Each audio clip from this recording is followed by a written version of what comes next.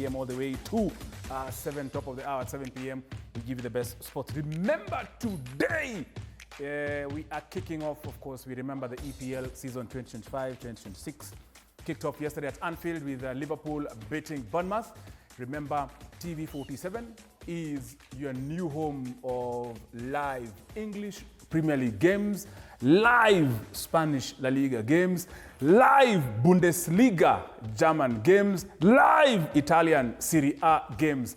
This is your new home of football. This is a place we'll be giving you all the best action from the top European leagues. Welcome. My name is Tony Kwalanda. Thank you very much indeed for making time on this show. Remember, the show is for you, by you, and definitely we are just here as facilitators. We would like you to talk to us, call us anytime you want. In fact, my director today is very philanthropic with phone calls. He wants you to call in. Anaitwa Nick Mavindi, aka Sir Nick. He'll be able, of course, to patch you into our studios so we can be able to communicate and talk to us in terms of this question of the day. We are asking you a very simple question of the day. What are your expectations in the new English Premier League season? What are your expectations in the new English Premier League season 2025-2026? I know already Liverpool, you already have those particular expectations now that you started off in a banger, the champions, of course, of the English Premier League. Yesterday night, they made Bournemouth look very young, and of course, just a few of those vitu mbili tatu za racist chants and all that, hizo vitu hatutaki. Stick to us, of course, talk to us, call us. The numbers are below your screen. You can communicate to us also using our social media platforms. On X, you know, TV47KE. On Facebook, TV47 Kenya. On YouTube, TV47 Kenya. On TikTok, TV47 Kenya. Na alama, of course, a verified sign. That's, of course, the place you can talk to us. And SMS line is 22047. Siko peke yangu. This, of course, is a football season. This is a football bonanza. This is a football extravaganza. And I'm not alone in studio. I have some of the best three minds in football in the country. I'll start, of course, with the champions. Champions, of course, vijana wa kutoka kule Dagoretti South. They are the champions, Mseto FC. Niko na coach wao, top commentator in matters football, Michael Barnabe. Karibu sana. Thank you so much. See you. Naona tayari yani unaenda kulala stadium leo. Unaona hii. Unaenda kulala stadium. Do you see this thing? Unaona hii kitu? You see, ukiangalia, ngoja ni kidogo. Sasa nisimame. I have two things. Yes. One is my beloved country. Correct. Kenya. Chan is going on. Of course, tunabeba. Of course. So, unaona usiseme hii kitu ni mzee. Hapana. Tafadhali. It holds. No, sisi tumeangalia tu flag. Hata tujui kama hujaiosha tangu ununue, lakini sawa tu. Sikuosha. Unakumbuka ile yenye ilipandishwa juu? Yes. 1964-8. Hapo Mount Kenya? Ndio hiyo. Unaona hii? Sawa. It had to be Mseto FC. Yes. Number 2. Yes. Is the Blues. So tunaanza na kesho tunaanza na Crystal Palace. Exactly. Yeah, for the first time nafikiri in this show nimekuja na the Blues, this jersey, signifying that ligi tunabeba. Tunabeba ligi kama Chelsea. Ligi tunabeba. Ile moto ya makaratasi ya Liverpool, forget. Hiyo ligi tunabeba. Thank you so much. I have, of course, Michael Barnabe. Also, I have some of the sharpest minds, top sports journalists in the country, as sports writer by profession, my very good friend Barry Silaubel. Karibu sana. Thank you very Making much. a debut on this show. Karibu sana. Tunashukuru make hapa Sports Extravaganza. Asante sana, and you guys have a very good place. I'm happy to be here. Karibu sana. Barry Silaubel, a top commentator and a writer in sports. And also we have a sports coach by profession, a sports fitness coach by profession, a consultant in matters to do with football, my very good friend Cyril Ode. Karibu sana. Asante sana. Unaonaje watu wamechangamka? Sisi wote hapa Kenya. Nyinyi wote ni wa Chelsea hapana? Nasema Kenya tuna support. Nyinyi ni Kenya, of course. Hiyo ni constant X. Lakini sasa wako Chelsea. Watabeba kikombe cha chai tu. Wewe ni wa timu gani? Wewe ni timu gani sasa? Namba ni 14. Ushajua. 14. Manchester. Victor. Gyökeres. Watu wa? Sai haiko hapa. Sasa iko. Ishafika hapa na ni 001. No, hatuko hapa, tuko huko. Bado. The worst Alishaweka. mistake, by the way, the worst mistake you did, ni kupatia Henry namba ya mtu hajui ball. Kwa mimi kupatia Gyökeres namba ya Henry na hajui. Mtu That's the worst amekuwa na mistake. bao mingi Europe unaongea. Bari na wewe timu gani? Manchester United. Manchester United. So we have 2 Manchester United and 2 Chelsea fans. This is going to be very interesting here on Sports Extravaganza. Stick around for that. Remember, this is a place to have, of course, this kind of conversation. Wacha tuanze na mambo ya CHAN, venye of course Barnaba ametuingiza pale. We have seen what CAF has forced or coerced or asked the Football Kenya Federation and the Kenyan government to do in terms of trying to lure fans out of the stadium. Initially, nakumbuka CS wa Sports, Salim Mvurya, akisema jaza stadi. Haya, Wakenya ni nani? Walijaza stadi. Haya, tumejaza stadi, sasa hivi mnaanza kufukuza mafans, mnasema haya, sasa sisi tujaze wapi? But of course, it's the fun. That's the beauty of the football game, because things are very unpredictable and Kenyans have been eager. Kenyans have been thirsty. Kenya have been looking forward to enjoying football. And we've seen Barry, Michael Banabi, you've seen now them. I've seen the FKF. I've never seen President Hussein Mohammed. Amepanda lori. That busy. Talking to fans. and I think, Tony, first of all, let me thank the president, Hussein, for, acting swiftly. Yeah. Because ile kitu tulipigwa ama ile millions tulipigwa. 12.5. And ni definition ya good leader, that he came in akaongoza the LOC to do what they've done. Na yeye mwenyewe aka lead by example. Yeah. Thank you so much, Hussein, because we've never seen this before. Hata kama hawajafika Dagoretti, and I'm still crying. Nilisikia I've talked about it, because in Dagoretti hatuna fans. Watu wake wanaoch. Jeff na Munai na entire FKF wanaoch. Tafadhali, tufikisheni pia sisi Dagoretti to enjoy. We have north and south. Ya north wameileta mpaka hapa Uhuru Park. Sasa ya Uhuru Park mko na Kibera DC pale. But sasa Kibera it's another constituency. Huko chini huko. Na wao pia ni mafans wao kivyao. Ni wengi. However, mimi I still thank the committee and the federation, of course, the government, for what they've done, the sensitization, and not sensitization alone, but niliona watu wamejaa hapa hapa archives bwana. Watch. Yes. Haikuwa game ya Kenya hata. I mean hata haikuwa game. I have seen wenzetu kina Sebo huko wanalia, kuna mtu analia grao.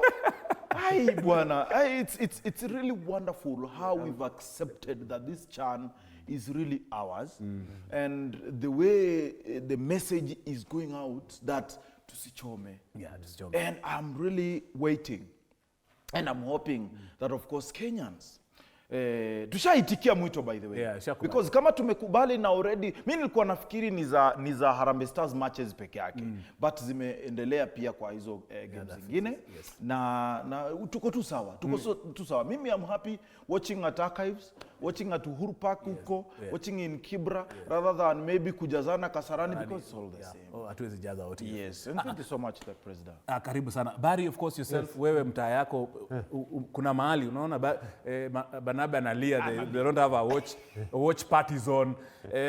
But of course, besides just doing the watch parties, I'm sure the local areas like hizo mamikawa, they should be showing these games. I mean, when I showing EPL, why not CHAN? Yeah, you're right. First of all, I want to thank LOC and then the government as a whole for bringing this to us, and we are taking ownership. The problem here is that we are, I guess, sometimes we're not being very responsible. So this is why they are saying capacity has to be reduced for safety. There is something CAF cannot take for granted, and that is safety. But that said, I still think, like you say, Mikahawa, zinafaa zionyeshe game, Uhuru Park and the rest. We should have screens all over town, and not only here in Nairobi, across the 47 counties. Because we are very passionate. It's been over 40 years since we saw such a tournament here. And now that you're taking ownership, We just need to be responsible, and I still agree with you that we need to have screens across so that we enjoy the game. Indeed, true. Yes. I mean, I can remember the days as I come to Cyril. I remember the days when we used to watch the World Cups, Zakina Nwanko, Kanu. The days we used to watch Zinedine Zidane headbutt ule mchama wa Chelsea. Ilikuwa ni Italy. We used to converge. We used to converge somewhere in the village and enjoy these games. I don't know what happened, of course, Cyril, back then and now, that now we are finding watch parties and football fan zones like a new thing. It should not be a new thing. I'm sure it's something that has always been there. Yeah. It's just that we need to keep momentum for it. And looking at now the fines that FKF has to already pay 12.5 million in the next 60 days. First, I want to say, how did we reach here? Yeah. LOC, au kufanya kazi. Yeah. And they had promised us earlier before the tournament they'll put the watch parties. Alafu sasa ndio wanaanza kukimbia. So sasa wamefanya, at least now we are moving forward. So as I've said, should go around the 47 counties. Then watu wa video. Sasa karate na movie ipungue. Huko mashambani unajua kia karate ataona karate atasema Ondi Van Dam. Sasa DJ Afro pia tulie kidogo. Sasa hii season ya ball. Sasa hii season ya ball. Tuone ball like a ball asema ni aje? Sasa hii ya ball. But despite that, afadhali shaweka hizo fan zone. Kitu kingine wanafai kuongeza sasa ni ku-engage fans. Like I was in Qatar World Cup. Ukienda fan zone kulikuwa na wasanii. You could see Sean Paul coming there. So for this going forward, ndio watu wasiende sana to go to the stadium. You should bring and engage now the musicians, fun activities. If you kick a ball somewhere, you win a jersey, things like that. And market our country even more in the fan zone. That's very true, of course. Remember, as you said, now that Cyril, you're in the Qatar World Cup. I can remember Qatar World Cup was just out of this world. And we need to involve now everybody. Yani hata si tu wale ma-artist wa Nairobi. You can imagine niko na ule msee anapiganga kindikiti pale huko Mandashivanga. Na ule mwenye analanga kwa matope pia. Ndio huyo pale analanga kwa akwe involved because yeye ako na audience yake na constituency yake and he has a following or she has a following. So of course, as just before I engage more in my panelists, if we have our president FKF, Hussein Mohammed, I remember was it yesterday when after of course he engaged fans akifanyanga zile za mafanze yani niliona FKF president akifanyanga mafanze lakini FKF president wewe tulia kwa ofisi pata hiyo kazi pata hiyo kazi ni jamaa wa mtaa najua ni jamaa wa mtaa yeye ni mdosi lakini yeye ni mdosi ni jamaa wa West haizi fanya kazi zote akudunge na wewe kazi akudunge bari adunge hapa kina Cyril wewe mdosi weka at home wewe tuachie mambo wewe tupatie tu resources we will be able to do this. FK President Hussein, talk to us. Kenya walikuwa na ile tamaa sana ya kuona mpira na performance ya Harambee Stars imevutia sana mashabiki wengi na haswa kuja katika stadium kuwatch zile games live.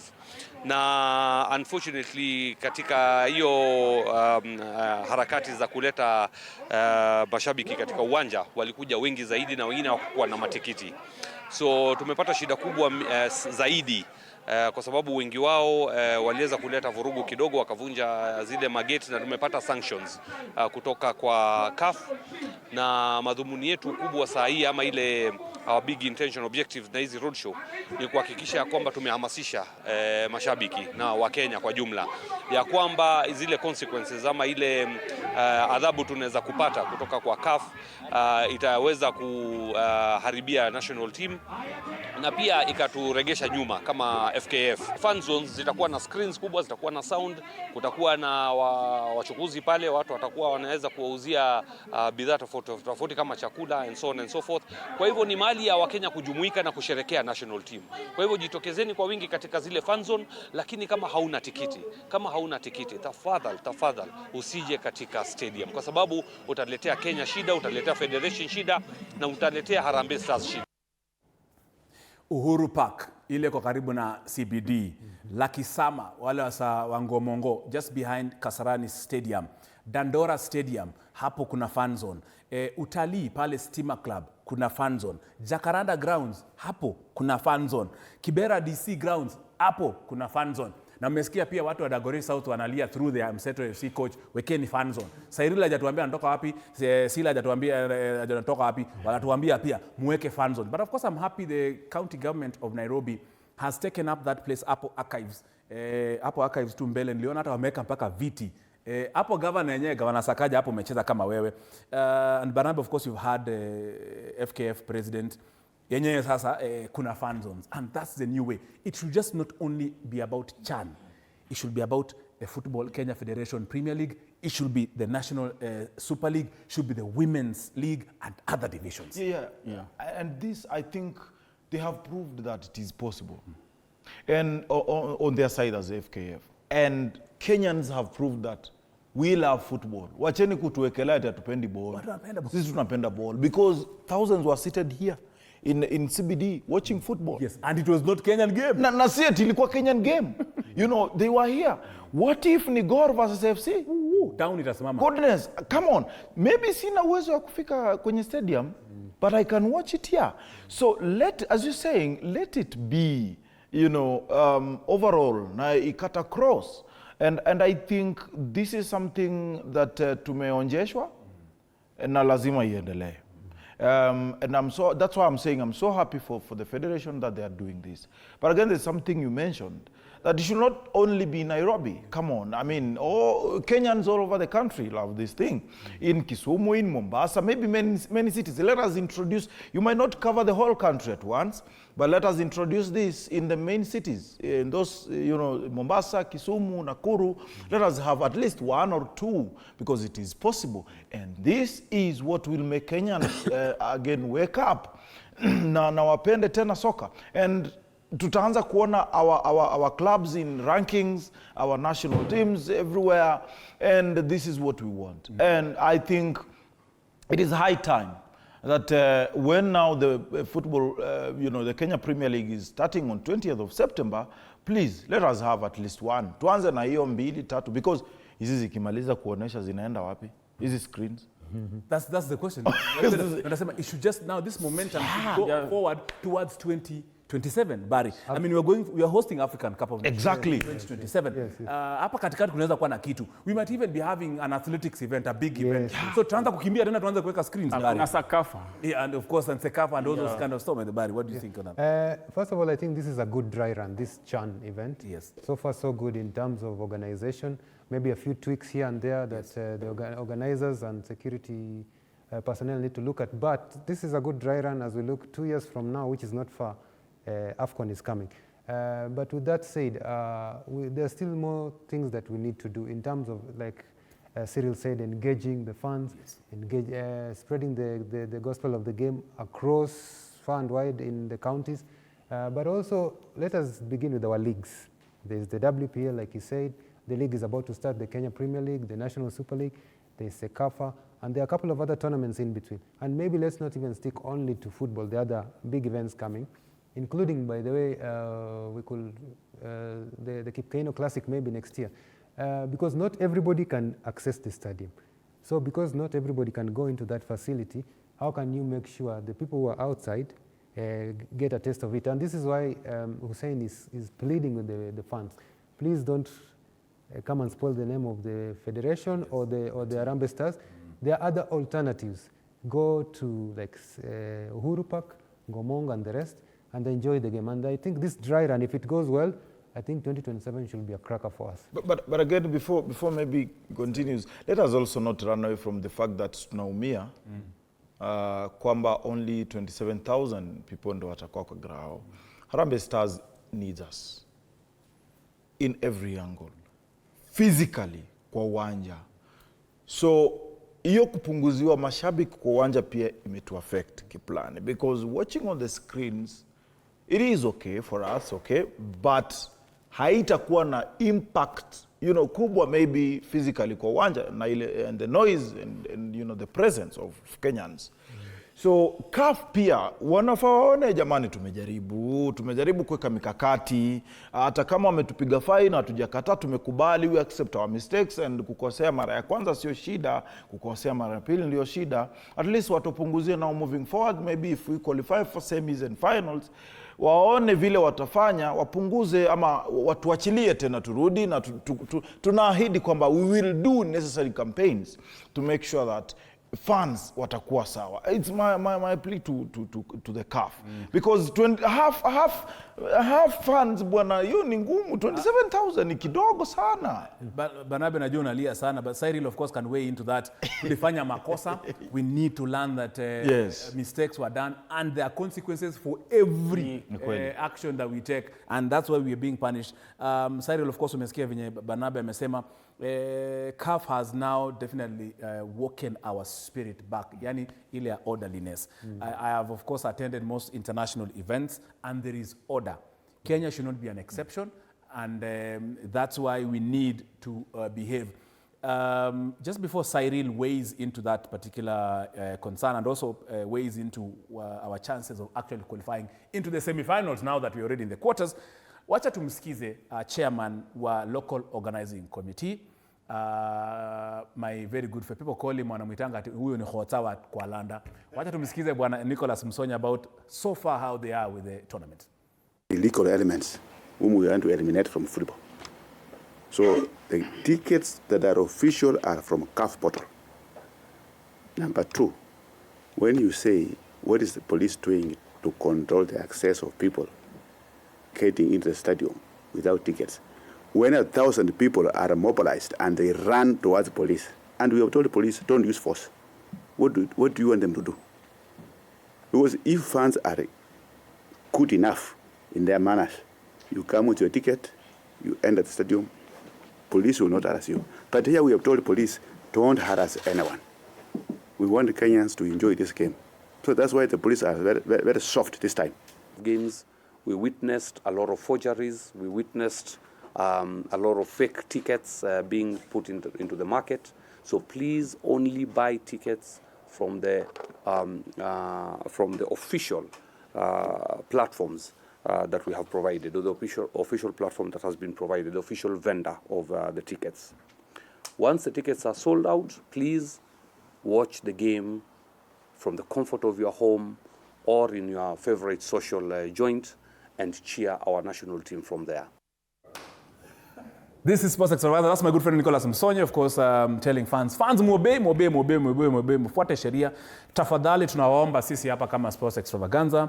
If you have no ticket, I know it's frustrating not to have a ticket and you really want to buy it, but now we have 27,000 tickets. And you can imagine out of those 27, remember, we have other officials. So basically, let us see 27,000. Basically, available tickets ni kama pengine 24,000 because we have delegates, we have journalists, we have the delegations, the team. So you can imagine basically as a Kenyans karibu 25,000. Other pengine ni 24,000. So please, if you don't have a ticket, don't go to the stadium. There is no need for more sanctions because you can imagine polisi akaanza kusha tear gas. Unajua watu makarao wetu venye wako. Any sign of tear gas, that's another sanction. That is for sure. As in anything. Na watu wa Nduthi pia. Chelsea FC Nduthi gang. Tafadhali msipatikana mapikipiki, mmepeleka Kasarani tafadhali. Ukiona kuna demarcation mahali because there will be a perimeter around Kasarani, don't go near there. We'll have more sanctions and then will force us to go play in Tanzania. Yet when we top the group, when we win tomorrow, we'll play in Kenya. Cyril umona Arambe Stars sasa ndio hao sasa tumequalify 60 million Kenya shillings already in the bag for just qualifying in the quarterfinals. We are waiting for the 2.5 million Kenya shillings tomorrow when we beat Zambia. Already tuko na 2.5 for that win, the draw, and the win. So far, Harambee team iko tu sawa. They have been given all the powers to read. Yes. So what do you think about all that? Yeah? So I think our chances of qualifying are very high. And whoever we meet on the quarters... Could be Mauritania or Tanzania. Yeah. So we are looking at finishing second or first, yeah. So we should finish tu ikue kwa mashemeji wetu Tanzania. Yes. But despite that, tomorrow, DRC walituonyesha. DRC had around 5,000 to around 8,000 fans. Yes. But they were getting maybe louder than Kenyans. But us having 24,000, let them represent us as fans there and do the right thing. And also the DJ now has to do a bigger job now to lift them up. Indeed. And of course, today, remember, from Leo, 2 games will be played simultaneously. Central Africa Republic will be taking on Tanzania. Tanzania already qualified for the knockout stages by virtue of being unbeaten in that particular group. Burkina Faso will also be playing against Madagascar. And I'm looking at that group, wacha tuangalie group 2 teke. Tanzania are on top with 9 points after 3 games. So hao ni unbeaten. Mauritania are second with 7 points. Madagascar are third with 4 points. Burkina Faso 3 points. And then Central African Republic have no win, and they're playing against Tanzania this evening in Dar es Salaam at the Benjamin Mkapa Stadium. So your group ni noma. Now, my director Nick Mavindi, we have a journalist from Tanzania. Sijui kama uko nayo tayari ama nikimbie niingie kwa kitu ingine. So we have a journalist, one of the journalists, top journalists from Tanzania, who, of course, we were able to contact him earlier to tell us, of course, the atmosphere, the whole celebration about the Pamoja Chan 2024 and how Tanzania is doing in their group. So let's cross over to Peter Muganga in Tanzania to give us the very latest from our shemejis.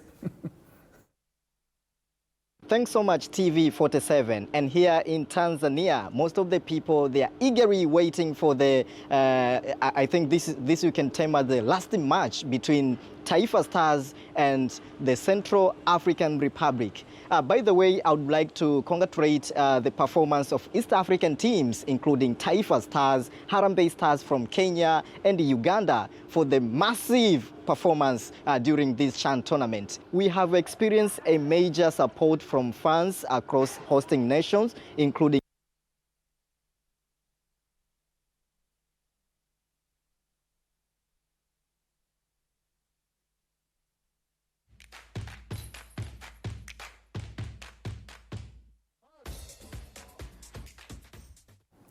we'll be able to get our very good friend from Tanzania, Dar es Salaam. We had spoke to him earlier. Mitambo kidogo kuna challenges, but of course we get that particular piece yenye alikuwa anamalizia hapo, tutakupatia so at least we can engage and hear more from that area. So of course we've seen Tanzania, Uganda are in a very, hata nilikuwa naangalia group ya Tanzania, ya Uganda rather, it's very interesting in that particular group. Let's look at the group for Uganda. I'm just quickly running through that. Uganda, that group is wide open. Reason being, Uganda right now in Group C have 6 points after 3 games. Algeria second with 5 points after 3 games. South Africa third with 5 points after 3 games. Guinea 4 points after 4 games. Niger 1 point after 3 games. So that group is super wide open. Tanzania at least tunajua Mauritania and Tanzania definitely through. And the other very interesting group is where the defending champions are in. That is Senegal. Sudan are leading that group with 4 points. Kwesi up here. Then we have Senegal second with 4 points. Congo 2 points. Nigeria 0 points. Surprise, surprise. 0 points after 2 games played in that group D. Barnabe. This is not Nigeria. This is the Nigeria you're used to. I mean, say ni kama wanatumianga wase wa majuu kushinda game kinaobi. Sasa hiyo wamepatikana. Yeah, so I think now we can comfortably compare Nigerian local league and Kenyan Premier League. Na tuseme yetu iko juu. Kwa sasa usidanganywe mzee. CAF list ilitoka juzi ya balls ya ball. But sasa CAF inafaa rethink again because tumeshinda games zetu. Na hawa ni the best from their local. Yes. So I mean, but this was tough again. Nobody expected that Nigeria could go home before Sudan. Honestly speaking, in terms of football, but unaona Sudan at least ndio yeye ina top, despite the fact that Sudan actually wako na ofisi nje. They're not playing their matches, Yeah, the war has definitely everything was scattered. Yes. So our watu even psychologically, actually Sudan is one of my the heroes of this tournament because wako na a lot going on in their backyard, but at least they are doing well on the continental scene. So for me I feel it is really amazing. Na unaona Nigeria wameenda nyumbani. So still bado kuna nafasi maybe ya mtu kama Congo, but sioni pia. Hii group ni tough. Wapatie tu Sudan na Senegal. They cannot afford to lose their matches. Next, haiwezekani. Because Sudan kukuja kupiga Nigeria 4-0, it was a statement. It was a surprise. It was a surprise, of course, but they have a very good coach in the Ghana, the former Ghana international, as well as the former Ghana coach. Up here, definitely, that's a serious tactician. Remember, that's the only black African coach to have actually graced the World Cup. So Apia si mchezo, so that's a very serious. But I've told people, what Apia is doing in Sudan is not really winning matches. He's trying to build a foundation for the Sudanese people. From the league, the tasks zenye Apia konazo ni more than any other person, because huyu ni mtu ambaye anakuja kuamsha ball ya Sudan na anakuja kuiweka kwa limelight. So he will be in charge of even academies down there. The scouting process from the academies, making sure that all the Sudanese people playing outside the Sudan land wanajua what is going on. So he is going to streamline and trying to show people that, you know what, this is possible. So Apia has a lot of work to do, but ni mtu ambaye ataweka system ambayo whoever will come after him will have to follow. So akona kazi mingi, na ndio nasema he's trying to do the right thing. Whether he loses or wins, he is just trying to lay the right foundation. Indeed, I think money is the motivator. For if you look, if you pump in money into the Kenyan league, what will make of it? For example, if now DStv comes back, other channels come back, our league will go up. Yeah. So the only thing separating us from the northern countries and the west is the amount of money the Kenyan Premier Leagues are fighting for. So we need more investors to come to Kenya and maybe invest, or maybe more and partnerships, and look at the fans now. Look at the players, how they are performing. And that's just a tournament now. What if you are told if you win this match in 20, maybe 19 times, you get 1 million per team? What will they do? Yeah? So for football to go up, and you have shown it, money is the only motivator. And they're talking about money the way Cyril is mentioning it. The President, William Ruto, I hope Nick Mavindi, you mean President William Ruto, has been at the forefront of ensuring that our taxes go in the right pockets. At least saa hii naweza ona taxes zangu, hata wangeweka Harambee Stars football levy. Iyo wakiweka kwa PSLP yangu na kubali chukua as long as it's assisting that Austin Odhiambo, Kibuwage, Omija. And remember, from Sai so far, wakana 2.5 million Kenya shillings.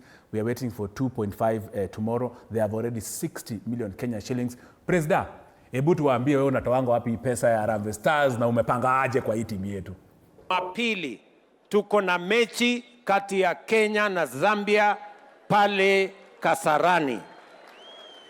Mimi nawaomba wa Kenya, tafadhali tusichome mechi. Tuhakikishe ya kwamba tuko na taratibu kufuatana na sheria ya CAF. Na nimeambia kaunti ya Nairobi na wizara ya michezo waweke fan bases. Tutaweka cameras, tutaweka mahali wananchi katika city, sehemu tofauti tofauti, ili wale ambao hawawezi kufika Kasarani kwa sababu hakuna nafasi, pia wapate nafasi ya kuona mechi hiyo in different parts of the city and country. Kwa hivyo, I want to tell all fans, the people of Kenya, you have done a tremendous job supporting and cheering Harambee Stars. But we have to do it within the parameters of what is allowed by CAF. And therefore, I'm asking everybody to be restrained. Those who can make it to Kasarani because they have tickets, they must also be orderly. And those who cannot make it to Kasarani, we are going to make it possible for you to watch from other parts of the city so that we do not spoil the chances for Harambee Stars and for our country. Kwa mara ya kwanza, Kenya ina host CHAN, a historic event na tutahost AFCON tena 2027 kwa sababu we have decided as a nation that we are upping our game and we are making sure Kenya plays in the right league of nations that are sporting nations. Mr. President William Ruto, just the way you are philanthropic and very bubbly with the national team, please, Mr. President, we want to see you in the Football Kenya Federation Premier League, giving those incentives to the Gor Mahias, to the Shabanas, to the Ulinzis, to the Kakamega Homeboys. Mr. President, also we have a National Super League, which has budding talent. We've seen, of course, through the Nairobi United, who have, of course, qualified for the Confederations Cup. President, tafadhali, the same incentives, kama ni ushuru yangu utachukua upeleke kwa hizo team, chukua upeleke. We have the Division 1, 2, 3. Mr. President, we have the Women's League, Mr. President. We have the county leagues, Mr. President. We have the regional leagues, Mr. President. We have the grassroots football, Mr. President. The way you are philanthropic with this particular tournament, tafadhali, hiyo momentum usifanyie hapo. Na ukiendelea vivyo hivyo, sitaki kusema ile mambo ya tam bari. Unajua. Lakini Tony, kabla ndugu yangu bari aendelee, wacha achukue hiyo kama tuseme 20 million or even 100 million, asipe tu Gor Mahia or FC or anyone. Aseme hii 100 million ndio itakuwa the prize money ya mwenye atashinda ligi. Iongezwe from whatever 5 million that we are having or 3 million yenye wengine hata wapati to at least 100 million yenye itakuwa tu, unajua hiyo ni ya mwaka. Ni ya mwaka moja. Yes. So vile unasema mimi nakubaliana na wewe na tunamrai tu kwa heshima yake kwa sababu ndiye rais. Ana uwezo. Aipeane ikuwe ndio the ultimate goal. Itakuwa sawa. Na huku chini pia aseme. Atapandisha. And Barry, of course, we've seen recently, of course, as you add on to that. Yeah. Recently, of course, that particular betting firm that came up and gave over 1 billion Kenya shillings to the FKF. We thank that particular company. Can I say it? Yeah, SportPesa, of course, gave FKF money. Most people are saying, oh, Tanzania walilipa to club, hiyo pesa, nini. But of course, that's the first step towards, at least, I'm sure that will attract more other private companies or public companies really to boost our local league, which will now reflect into now this kind of African Nations Championship tournament. You're right. Football, like any other sport, is what you call investment heavy. Money is key. First of all, to build, like my brother Michael is saying, the structures. Yes. The investment of money is very key. To build players from, let's say, under 8 to under 15, you need money. So, like the president is saying, and I'd agree with Mike, yes. Let's not just focus on Harambee Stars. Let's start from the base. What is the junior leagues, the Premier League, the Super League, the Women's League? Because the people in the national team came from these leagues. And these leagues, as it is right now, yes. Are literally struggling. Like Mike has said, do we even know how much the winners of the Premier League earn? And were they paid the last 2 years? And it will not even translate. It goes to the pockets of the... So this is another debate. Yes. So if we have money and it's used rightly, yes.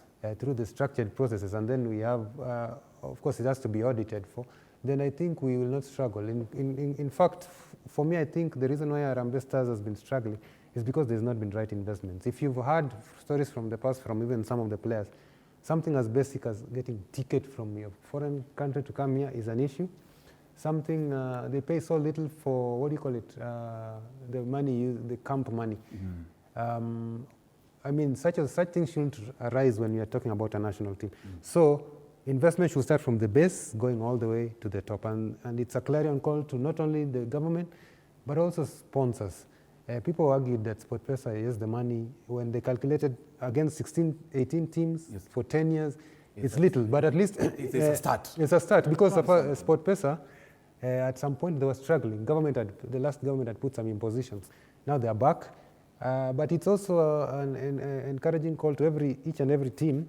Don't rely on one source. Please look for other sources.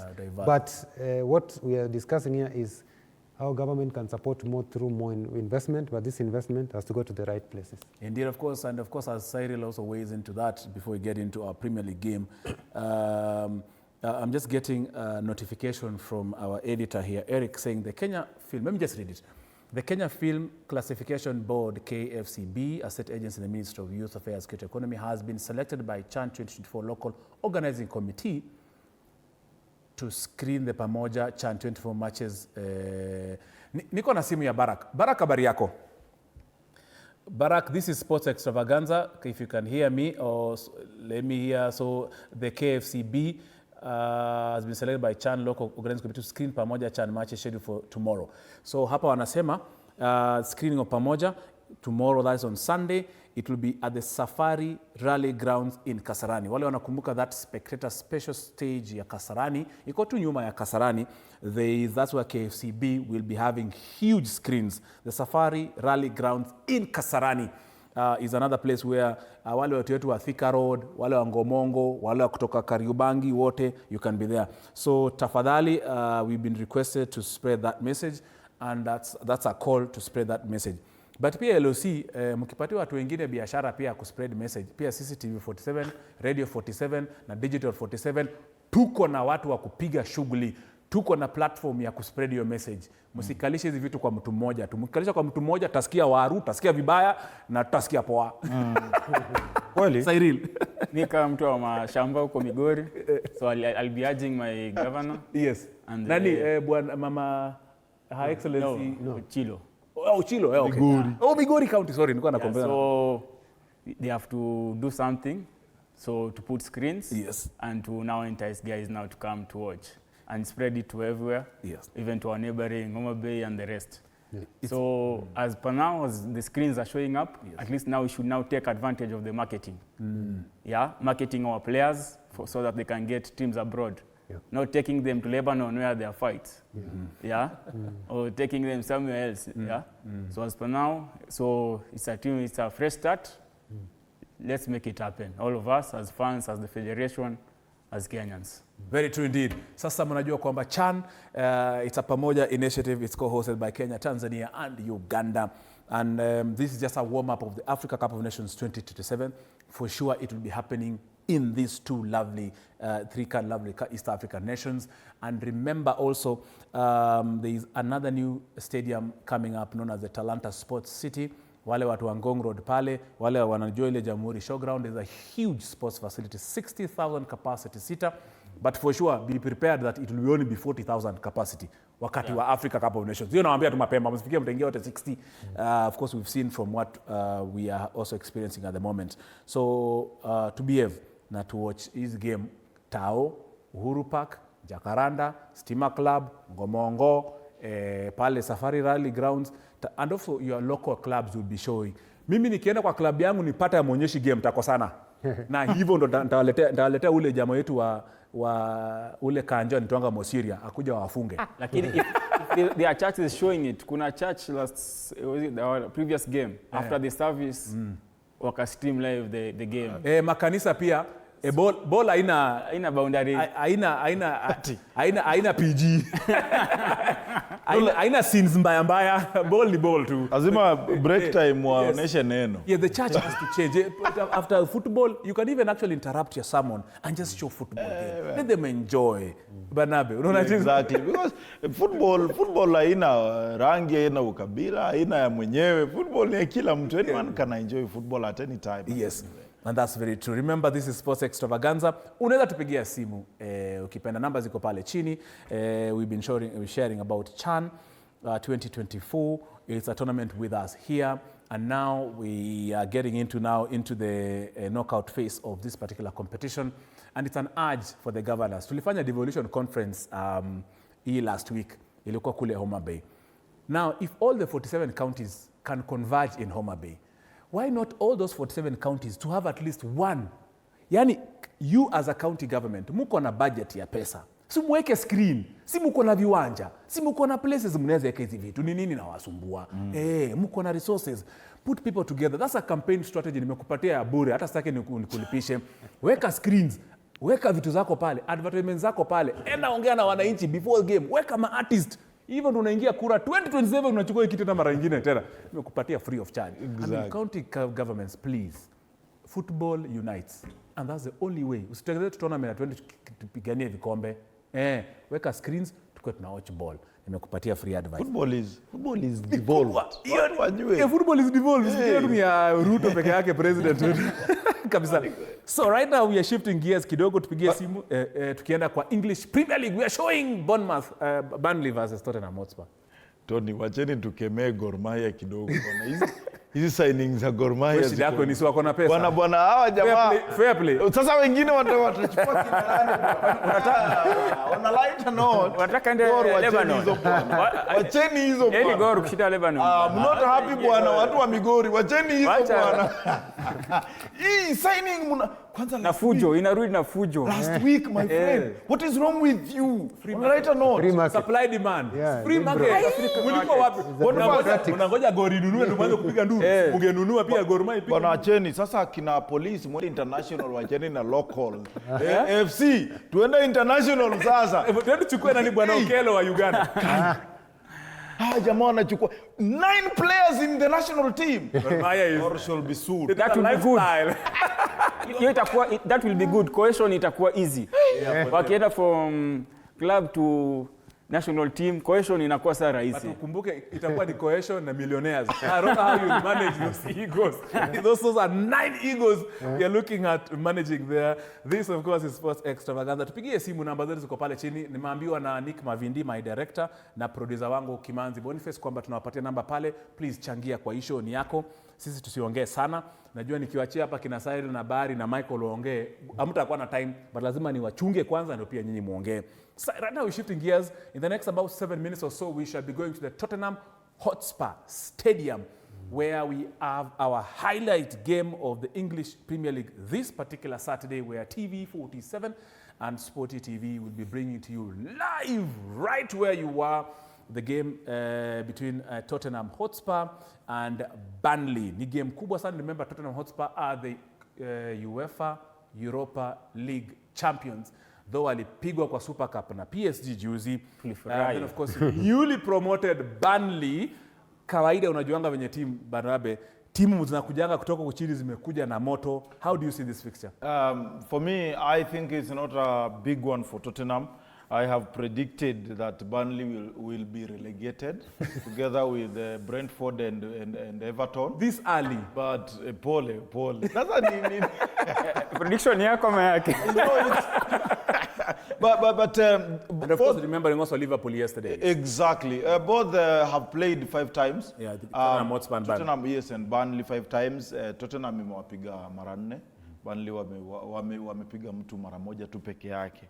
And even last time they played, not last season, last time. Yes. Tottenham iliwapiga home. Home, Burnley hajaweza kuwafunga. So at the Tottenham Hotspur Stadium, things will be hot for Burnley.